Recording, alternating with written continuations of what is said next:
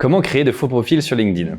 On estime qu'il y a sur LinkedIn entre 10 et 20% de profils fictifs. Alors première question, pourquoi créer de faux profils sur LinkedIn? Il y a 5 principales raisons à ça. D'abord, créer un profil client permet de voir comment la concurrence va démarcher ce profil-là et donc de détecter les bonnes accroches commerciales employées, les arguments et de se faire une idée de la manière dont la concurrence va chercher les mêmes clients que vous. Deuxièmement, des faux profils permettent de scaler sa prospection sur LinkedIn. En multipliant les profils, vous pouvez contourner les limitations de LinkedIn sur l'envoi de messages et les demandes de connexion. Troisièmement, les faux profils permettent éventuellement, pour ceux qui le souhaitent, de créer de l'engagement sur leur publication LinkedIn ou également des fausses preuves sociales, de faux utilisateurs qui vont utiliser et recommander votre produit ou votre service. Quatrièmement, l'utilisation de faux profils sur LinkedIn permet aussi de tester des offres sans mettre en jeu sa propre image de marque. Et enfin, dernière raison, avoir une équipe plus grosse pour inspirer confiance à des prospects, pouvoir candidater à des appels d'offres qui imposent une certaine taille d'entreprise. Est-ce qu'il est illégal de créer des faux comptes? La réponse est non. C'est bien sûr contraire aux conditions générales d'utilisation de LinkedIn, mais ce n'est pas contraire à la loi. Ni à la loi française, ni à la loi européenne, ni à la loi américaine.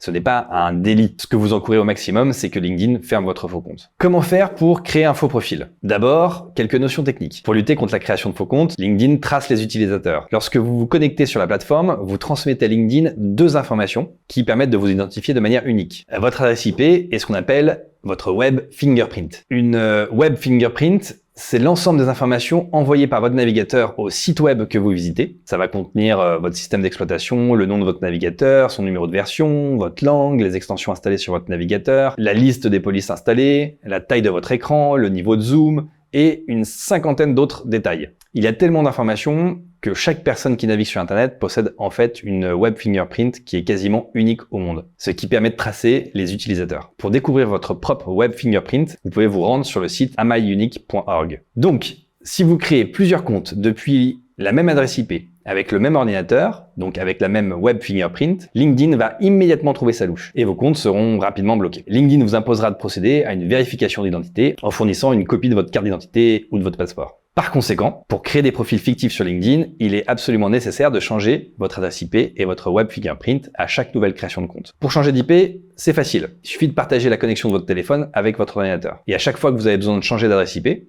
de renouveler votre adresse IP, vous passez votre téléphone en mode avion pendant 5 secondes, et lorsque vous enlevez le mode avion et que votre téléphone se raccroche de nouveau au réseau 4G, l'antenne relais la plus proche va lui attribuer une nouvelle adresse IP. Pour vérifier que votre IP a bien été changée, vous pouvez consulter le site whatismyip.com. Changer de web fingerprint est un peu plus compliqué. Vous pouvez changer de navigateur, c'est le plus simple. Si vous utilisiez Chrome, vous installez et vous utilisez Firefox, puis Edge, il faut absolument éviter les navigateurs peu répandus, comme Brave ou Arc, et fuir plus qu'absolument les navigateurs qui sont prétendument conçus pour la gestion de faux comptes sur les réseaux sociaux, comme par exemple Dolphin ou Incognition. Avec ces outils, c'est le ban immédiat. De même, oubliez les extensions Chrome qui proposent de modifier artificiellement votre web fingerprint. LinkedIn parvient systématiquement à détecter ces outils. Ensuite, si vous devez créer plus que 3 comptes dans la même journée, il vous faudra changer d'appareil, utiliser votre téléphone, des tablettes, d'autres ordinateurs. Vous avez aussi la possibilité de mettre à jour vos navigateurs pour les faire changer de version. Ça marche bien. Si vous êtes un peu tech, vous pouvez aussi installer des versions antérieures de vos navigateurs. Mais c'est pas hyper facile pour des profils non techniques.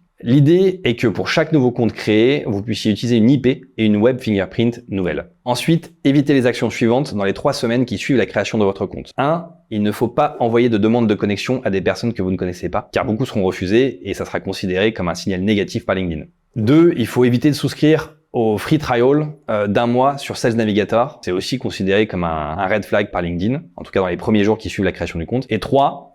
Il faut éviter de brancher des outils d'automatisation sur votre compte fraîchement créé. L'idée, c'est de warm up votre nouveau compte progressivement en collant au plus près à un usage humain normal. Une fois cette période initiale de warm up, LinkedIn cessera d'être suspicieux à l'égard de votre compte et vous pourrez l'utiliser plus librement, notamment en effectuant les 3 actions que je déconseillais juste avant. Dernier conseil, une fois vos comptes créés, évitez de vous connecter dessus en utilisant la même IP et le même fingerprint. Il faut pas relâcher votre vigilance. Parce que si vous ne prenez pas cette précaution, et si l'un de vos comptes est flagué par LinkedIn suite à un comportement inhabituel ou abusif, alors tous vos autres comptes risquent de se faire flaguer en même temps. Il y a parfois un phénomène de contamination lorsque LinkedIn parvient à identifier que l'ensemble des connexions sur différents comptes proviennent d'un même utilisateur. Voilà, c'est tout pour moi. À bientôt et amusez-vous bien sur LinkedIn.